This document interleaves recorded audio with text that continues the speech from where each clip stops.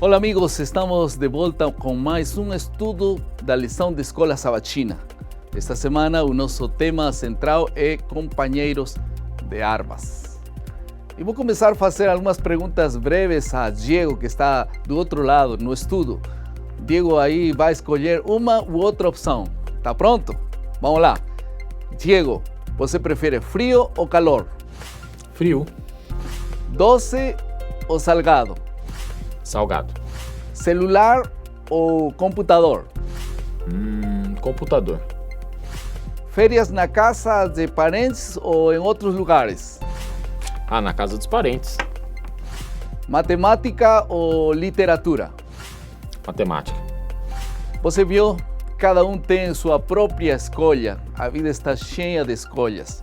Vai depender das escolhas corretas para ser vencedores no grande conflito. O foco da lição desta semana é saber como é que as pessoas respondem à surpreendente revelação da majestade de Cristo. Vamos a passar agora à segunda parte de nosso esboço, que é a compreensão. Escolhemos dois assuntos que têm relevância na lição desta semana. Vocês podem fazer sua própria escolha também, apenas para fins pedagógicos, sistematizamos a lição em esses dois assuntos. Em primeiro lugar, nós estamos propondo respostas ao reino e, em segundo lugar, a majestade de Jesus e sua palavra. Tá certo? Vamos à primeira então. Quais foram as respostas ao reino de Deus? A primeira resposta que nós encontramos aqui na lição da Escola Sabatina é a resposta de Pedro ao pedido de Jesus, que lhe ordenou lançar as redes para pescar, a rede que ele havia acabado de limpar. Lucas capítulo 5, verso 4 e 5, aqui na Palavra de Deus, nós encontramos o que respondeu ele, Pedro. E ele disse aqui, claramente, Mestre, havendo trabalhado toda a noite, nada apanhamos, mas sobre a tua palavra lançarei as redes. Amém, né? Pode não haver lógica, mas a fé vai além. Foi uma resposta de fé, mais que uma resposta da experiência, do conhecimento da pesca ou lógica na técnica de pescar, etc. Agora veremos a resposta que deram os discípulos ao chamado de Jesus. Antes de chamar os discípulos, a Bíblia diz que Jesus passou toda a noite orando. Ele não escolheu pessoas extraordinárias, escolheu pessoas simples para tarefas extraordinárias. Mas o impressionante é que Marcos descreve o propósito desse chamado. E ele disse que, em primeiro lugar, era para estarem com ele e depois para lhes enviar a pregar. A resposta imediata de uma vida de comunhão é uma vida em missão. Uma segunda resposta dos discípulos está, sem dúvida, relacionada com a visão que eles tinham do futuro. Eles achavam que Jesus libertaria Israel dos romanos, restauraria o reino de David e seria seu novo rei, e em toda a glória que a nação experimentou sobre o governo do rei Salomão. Um reino terrestre que nunca existiria, e ignorando o que Jesus estava dizendo sobre o reino eterno que ele ofereceria por meio de sua morte imediata. Um reino que nada tinha que ver com o reino que eles esperavam. Agora vamos entrar na segunda parte dessa parte da compreensão. Encontro com a majestade de Cristo e sua palavra. Essa palavra-chave dessa parte do esboço é a majestade de Cristo. Encontro com sua majestade significa encontro com sua palavra.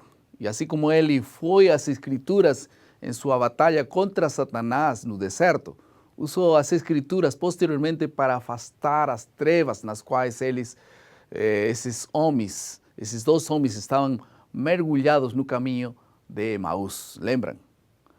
Em segundo lugar, encontro com a majestade de Cristo diretamente. 3 evangelistas registram esse incidente.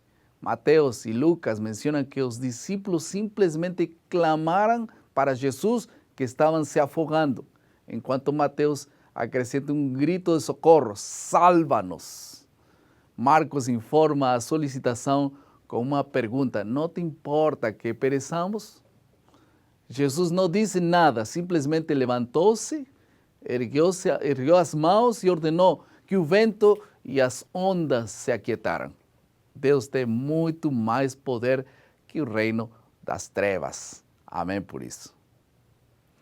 Vamos a passar à terceira parte do nosso esboço, que fala sobre a aplicação. Que coisas nós podemos aplicar dessa lição passada à nossa vida no dia a dia. Em primeiro lugar, temos uma sugestão. O Senhor tem poder até mesmo sobre a natureza, sim ou não? Claro que sim. No entanto, pelo menos em relação à nossa vontade, Ele não impõe esse poder.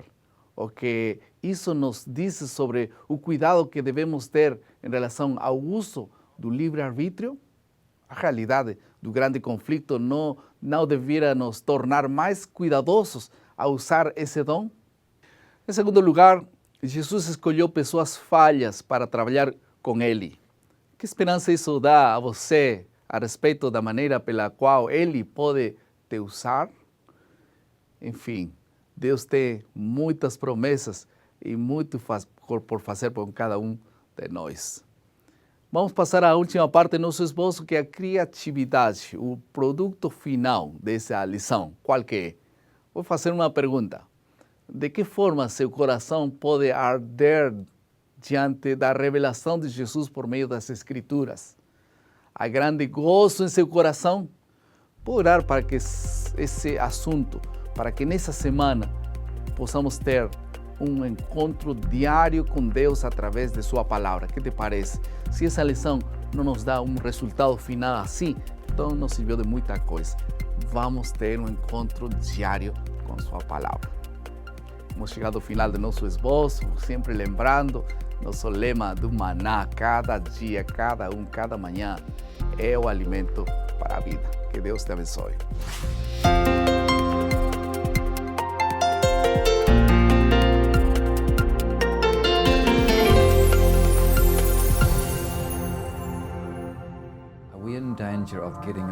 Estamos em perigo de ter tudo e confundir-nos como os primeiros discípulos. Eu fiz um estudo para verificar quantas vezes Jesus disse: "Vocês conhecem o momento apropriado. Serei capturado, maltratado, serei crucificado.